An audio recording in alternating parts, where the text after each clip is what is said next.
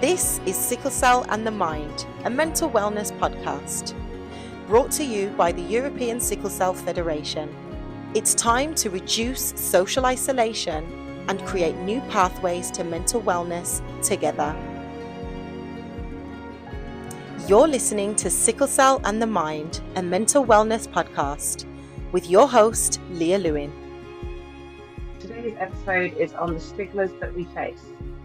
So before we begin, I'd just like to introduce Nedda from Sweden and Alidor from the UK. And I will hand over to both of you to give yourselves a quick introduction, starting with you, Nedda. Yeah, hi, my name is Nedda Lamar. Was born in Sweden. I live here. Originally, I'm from Jordan and Palestine, and I have sickle cell. I've had it my whole life since I was 2. My parents found out that I have sickle cell. They both have the trait. Yes. Thank you. And Alidor, if you can Hi, tell us a bit about yourself. I'm Alidor. I'm from London, UK. I'm 36 years old. I have sickle cell anemia as well. Perfect. Thank you. Okay, so I'm going to jump straight in with a few questions. And today it's really kind of finding about your personal experiences, how you cope, and what life is like for you living with sickle cell anemia or sickle cell, and how that impacts your everyday living. So I guess the first question, and I'll leave with you, Nedda, is what are your personal experiences with stigma? Do you find that it varies based on your race or being female, or are there any contributing factors that you find differentiate your own experiences? I feel like due to lack of knowledge, people think that it's a disease that only affects people from Africa. I've been to several situations where people get really shocked when I tell them I have sickle cell, and they're like, "You don't look like you have sickle cell." And then I think to myself, what does people that have sickle cell look like? Because I know it's mainly from Africa and just some parts of India also, but we have it also in Middle Eastern, even though it's not that big. But I don't think that they don't treat me in a certain way. They just believe that since I'm white, I don't have the same degree of pain as others.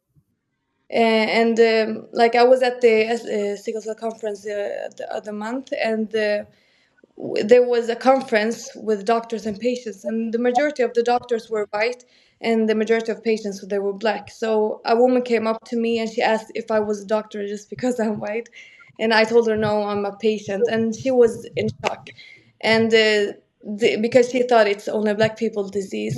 So I get that a lot. I get almost the same reaction every time. Wow.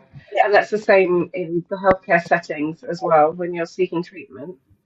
In the healthcare system, they don't know because they don't know about this disease a lot. Like most of the times when I go there, they have to go in to read a bit about the disease, and then they come back to me. So I don't get treated in a different way because they don't know about the disease at all. Wow. Okay. Interesting. Thank you for sharing. And Alidor, what about yourself? How do you find you experience stigma when it comes to dealing with sickle cell? Yeah, I think as for myself being a black man, when it comes to just I don't um as was said before, I don't look like I have sickle cell. I think being a black man who is, um, 6 foot, um, looks healthy, all of that kind of stuff. There's a stigma of someone that has sickle cell has to look sick, or you don't look like you have sickle cell, or and that obviously stigma is played out in places, especially like medical places like hospital, where I'll go in Yeah. and I have to kind of now either dumb down my pain or feel like I have to exaggerate it so that I could be understood. Um, but it's always a bit of both, because if I go to a hospital as a black man, I'm already seen as, unfortunately, a threat before I'm seen as someone that they need to help. So I feel like I have to control my pain, control my not even anger, but when we're in pain, we're passionate about we're Frustration. frustrated, and we're just passionate about getting help. I have to control that because there's already a stigma about me being a black man. So there's a side of either I don't want to appear too angry, but also I want to get my point across that I do have sickle cell and I'm in excruciating pain. Yeah. Yeah, that's the difficulty, isn't it? Because you don't want to have to silence yourself in a system that does that so often to us. Yeah. So do you notice a difference then in your respective communities because you are a black man? Um, I guess there's the horrible stigma of the black man or man has to be strong, or you have to man up. And I grew up in an environment where I was the only one in my area, in my school, in my college with sickle cell. So I always was aware that I may be seen as weak because I'm constantly in hospital. When I was younger, I was much more skinnier and frail than I am now. But Yeah. there's always been this image that I grew up with about a man being an alpha male, or being strong and having to do things to prove that you're a man in society, and all of that stuff. But here I am with a chronic illness, always in hospital, in and out of hospital. I'm not always at my strongest, and so I kind of thought I um, had to catch up with certain things. Like I loved playing football, but I thought I had to go extra hard with playing football, extra hard with bike riding or sports or whatever it was to kind of catch up because of my health. It's almost as if you feel the need to overcompensate Yeah, because the the stigma that's perpetuated onto you as a black man with sickle cell, it always makes you feel like you have to do that extra, you have to go the extra mile each and every time. exactly. Thank you. And I guess I'd like to know a similar kind of experience for you then, Neda. Do you feel like within your community, or culturally, sorry, factors then play into the stigma of sickle cell? Oh, yeah. I mean, in my culture, it's really important that you stay strong, and there's already a stigma about like mental issues.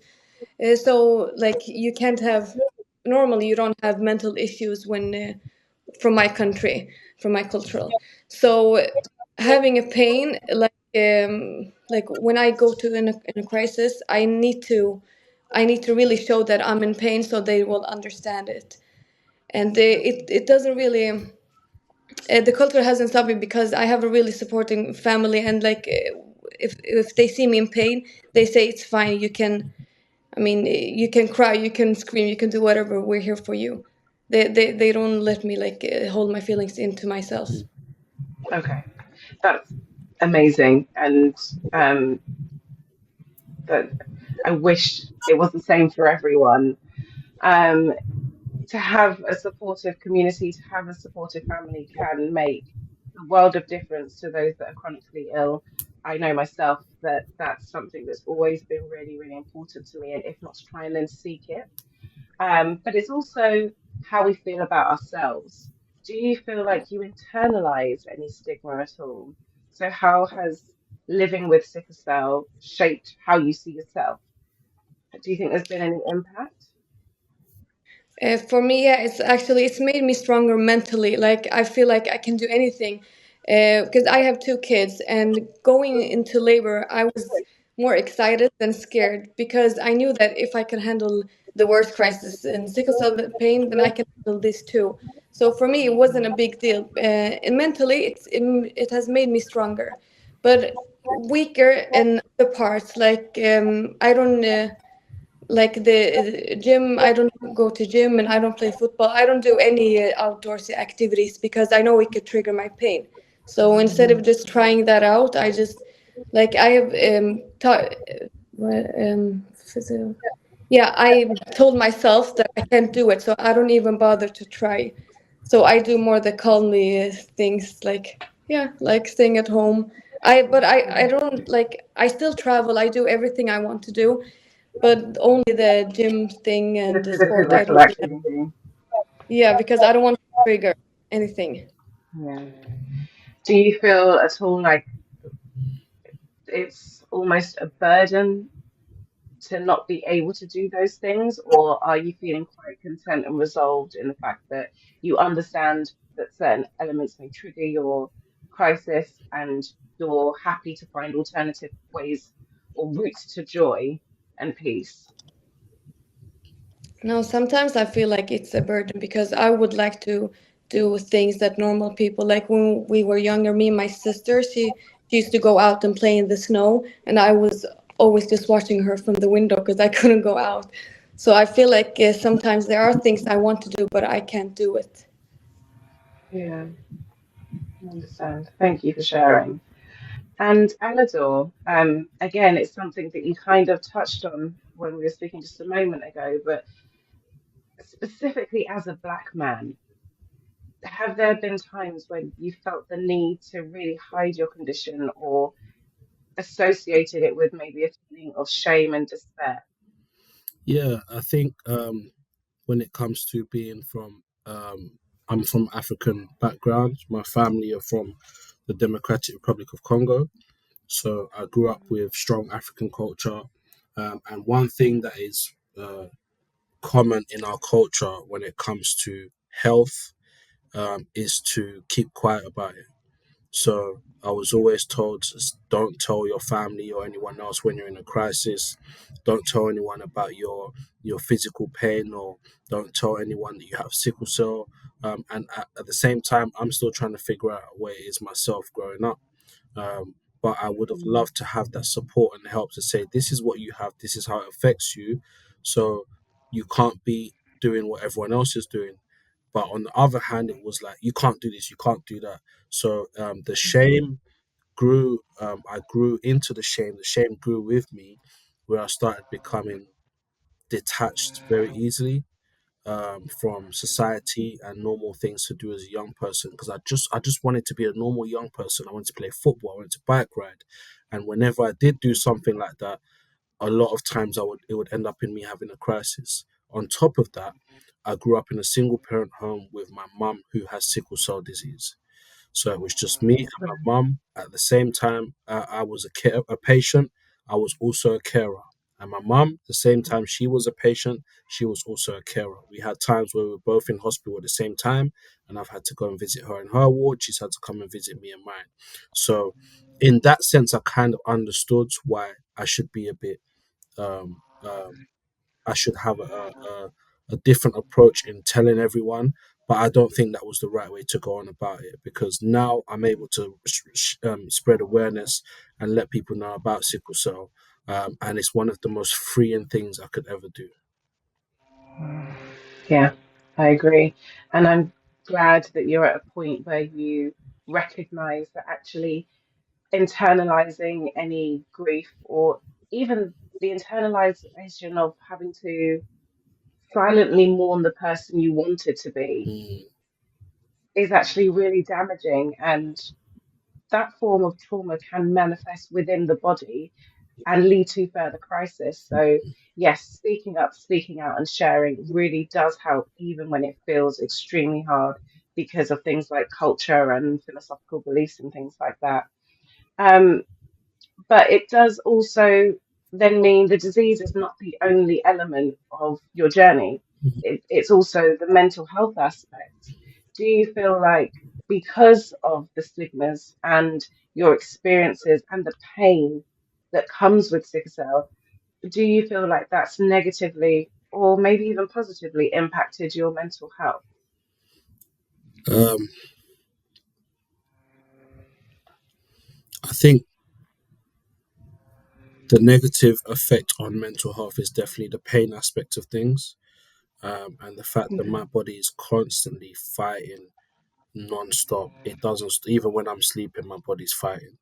I yeah, had a hip replacement 11 years ago due to sickle cell, and it caused the vascular necrosis, which is the kind of rotting of the bone, because there's a lack of blood flowing to the bone.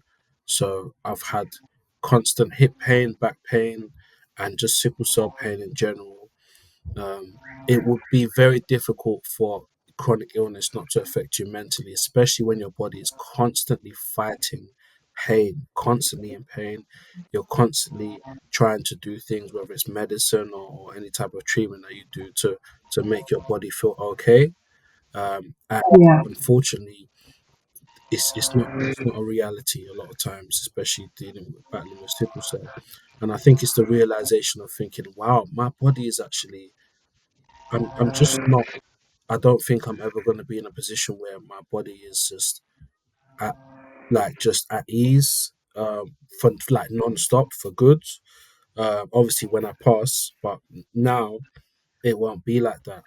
And that does affect me mentally, just to think, man, like I'm actually tired as well as physically. I'm tired mentally because I have to work, I have a family, I have to just be a normal person in society every day, and I'm Mm. expected to do so much when my body doesn't permit me to do all these things.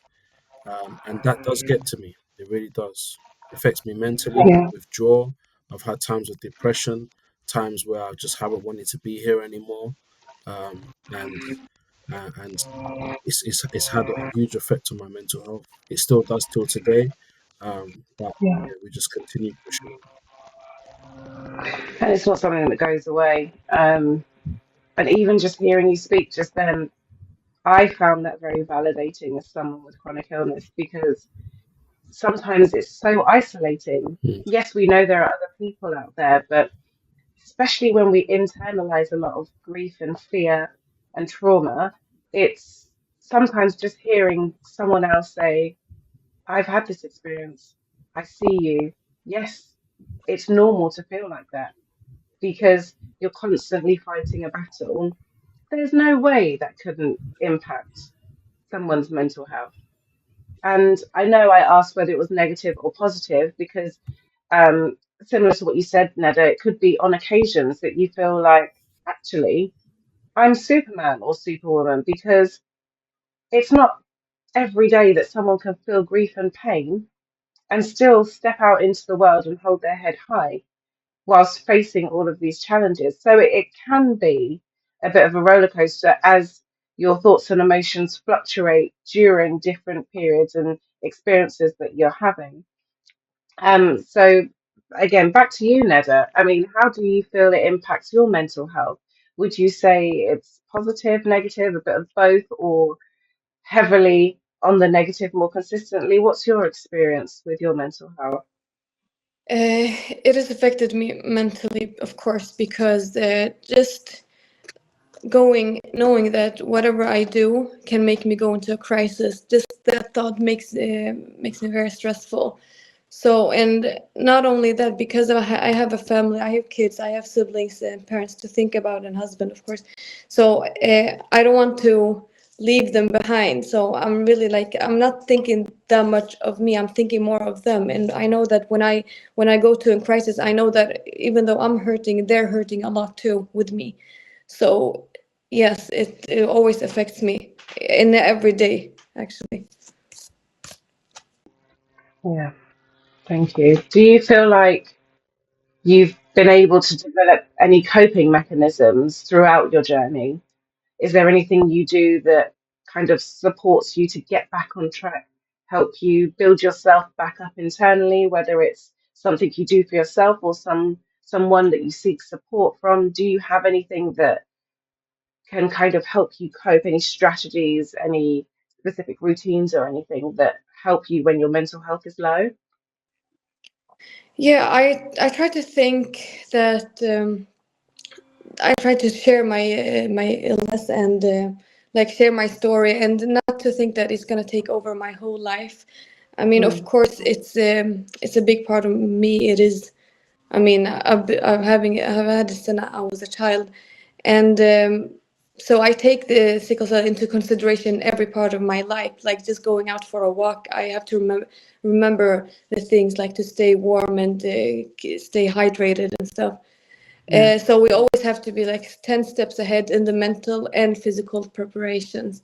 But even though I try to not think that sickle cell has taken over my life, because I'm in control of my life, and even though it's in the back of my head 24/7, I still live my life to the fullest. I don't do anything that I don't want to do. Good. I like that. It's so important to make sure that we can find gratitude and joy in, even if it's just small moments, 20 minutes a day, but finding something to hold on to give hope. And things like this, even these podcasts, can be really liberating and help you as an individual whilst you're helping others. And it's not that we're doing it for an altruistic purpose, but it is really validating for yourselves and for others. Um, so I guess that kind of highlights then how important community is and having those solid relationships. Do you find that's a key element of your coping mechanism, Elidor, or what would be your go-to strategy to help you when your mental health is poor? Um, I would say it took me a while to have to get into things like counselling, especially Mhm. having access to it through the National Health Service here in the UK. But also Yeah. doing private counselling, being able to speak to someone about how I'm feeling. It wasn't for until I was late in my late 20s that I spoke to someone for the first time in regards to a counsellor to tell them this is what I'm going through and this is how I'm feeling. And the more I did that, the more I was free and um, I could understand more about why I'm feeling this way and how it's affected me in my whole lifetime through school, through my childhood, just through some of my characteristics that I have, um, and just also feeling empathy for other people. So Yeah. counseling has been something great. Again, as Neda said, having a support system as well, having family that care and that I'm able to speak to and lean on, this has been very important. Yeah. And what does your support network look like? Is it solely family and friends, or do you reach out to wider networks, or similar to, I'd say, the like this group, the European Sickle Cell Foundation? Do you have a community outside of maybe your cultural community or your friendship groups and family? What does your network look like? So besides my family, I have a wife at home. I have two girls, they're 2 and 3. Well, 2 and 4 now. One just turned 4 last week. But they are kind of my. I don't know if escape is the best word to use, but when just the weight of the world and my health and everything just gets on top of me, they are who I run to, and everything just kind of takes a hold. But also, again, as I explained earlier on, I grew up in an environment where I was the only one I knew that had sickle cell, besides my mum, me and my mum. When Instagram started and people started sharing and posting more on Instagram, I actually started Mhm. meeting plenty more people who have sickle cell, and there is such a big community now on Instagram of people that are boldly coming out with their stories and sharing how they've been affected by sickle cell. And through that, I've had the chance to make great friends in the sickle cell community that I'm able to Mhm. stay in touch with. And we do similar events where we're raising awareness together, or plan our own events together. And I'm really happy that I'm just able to lean on people like that, Janika being one of them. And we're able to have great conversations about how sickle cell affects us, but also we're able to rub shoulders and let the world know about how sickle cell affects us. And I think that really Yeah. empowers us to be able to raise awareness in our community, travel around the world to speak about sickle cell, and just let people know that this is something that is serious. This is how it affects us, but also this is how it could affect people who have sickle cell, or future children, and things like that. So speaking about it empowers me, but also outside of my family, having a community that have sickle cell, of people that have sickle cell, that I'm able to say thank you, at least like for now I can speak to someone and I don't have to worry about them not understanding. They completely understand what I go through, and that brings me Yeah, much peace. yeah. And do you think that helps to kind of break down the barriers of the stigma in your immediate environment because you have people within your network that know and understand? 100%. I remember recording a podcast one time on Sickle Cell, and one of my best friends was there. He's like the best man at my wedding. He's a Wow. godfather to my children, and he said, I didn't understand what you went through until I heard other people speak about it, and I was like, oh my days, this is everything that I see in Ali, and it's happened and all of that stuff. So sometimes it just took for him to have to hear it from other people to see that, wow, this is what I've been seeing in Ali this whole time, and this is what he's been going through. But it's taken for me to hear other people say it for me to understand that this is what I've been seeing in him. So he understands it's Yeah. actually not just me going through it. It's so many more people. We've got 18,000 Mm. people here in the UK that are going through it. And there's many more around Yeah. Europe and around the world. So it did take for him to have to see other people and hear their stories to kind of familiarize it with mine. Yeah. And I think that's really important. Um, and that's why those that don't necessarily have sickle cell, but they know someone that do, coming to events and listening to other people's stories is really important Hmm. if you want to be able to fully support people. Because there's a real lack of understanding, there's a real lack of education, there's a real lack of knowledge, and that just seems to be adding to the stigma.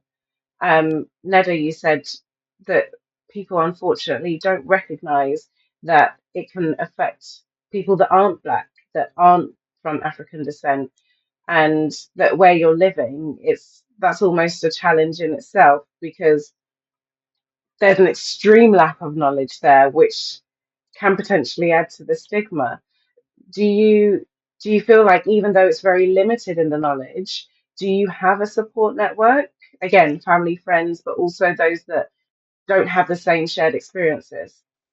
Yeah, I definitely have a great support system. I have my sister who also has sickle cell, and my family. Oh, they're always there for me. And when like we were the first people here in Sweden that knew about sickle cell. So we were younger, we didn't know anyone else who had this disease. But when we grew older, we got to know more people that has it. And in Sweden, it's not that many. But I also have a great support system from.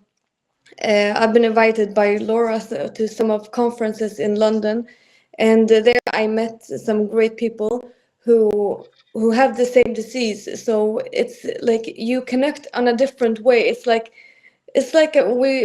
like a family. So when we go out and one of us when one of us has the pain, we know immediately what Mm. to do. We don't need to explain ourselves.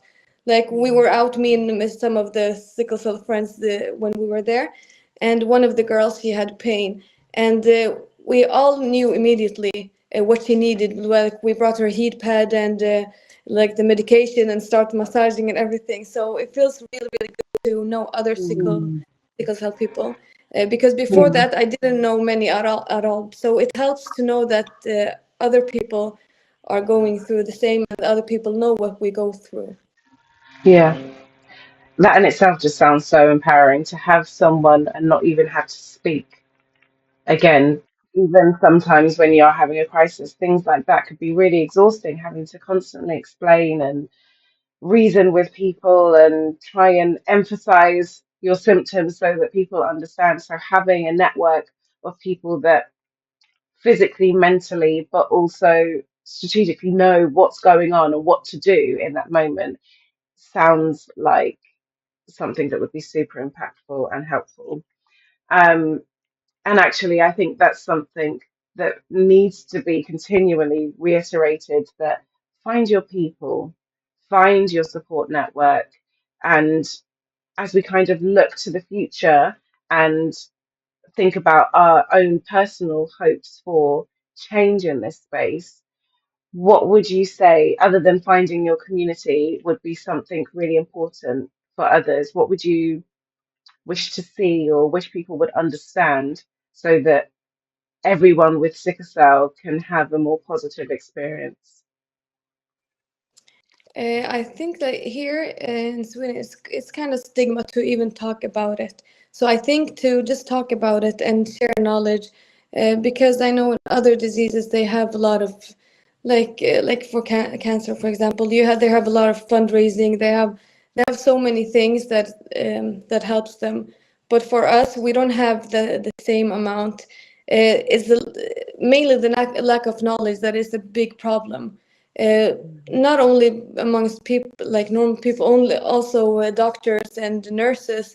I know they read about it a little bit in the textbook, because my friend who studies medicine, she said that they have like just a small page talking about sickle cell, and then the rest of the diseases are like in other pages. So I think just to That's the same as here in the UK. Exactly the same. It's just a small section. yeah, it's really sad. Like Yeah, they just put it yeah, there on the side. yeah, Maybe it fits, yeah, maybe it doesn't. yeah, yeah. Yeah. Yeah.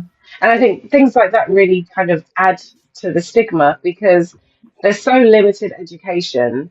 And then with it being a disease that doesn't physically manifest in an obvious way. So you don't have warts on your face, you don't have a broken arm. It's not something that people can kind of see tangibly, so they don't understand it. And again, living with any form of chronic illness that's invisible, you're almost already fighting an uphill battle when it comes to creating change and seeing some sort of prioritization when it comes to research and acknowledgement. But we have to continue pushing through, which is why things like this are so important, and sharing the knowledge. But most importantly, we have to continue to have hope for change. And Alidor, I'm coming to you because I'd love to know what your hopes would be for change for the future. Oh man, my hope would be firstly that here in the UK it would be very sorry sorry, I got a bit of a cough. It would be easily accessible for people to get their genotype tested and to know their genotypes because a lot of people have sickle cell trait and don't know, and this obviously can affect their children having sickle cell. Um, that it would be a conversation we have in schools about sickle cell very regularly. That young people would find that would know about sickle cell, um, and that it would be an everyday conversation. I think I encourage people in our communities to have a conversation about sickle cell, especially when you're single and you're meeting someone new. It should be part of our everyday conversation. What is your genotype? I respect places like India and Nigeria where they have conversations about sickle cell a lot. India are planning to eradicate sickle cell from their country within the next 10, 20 years.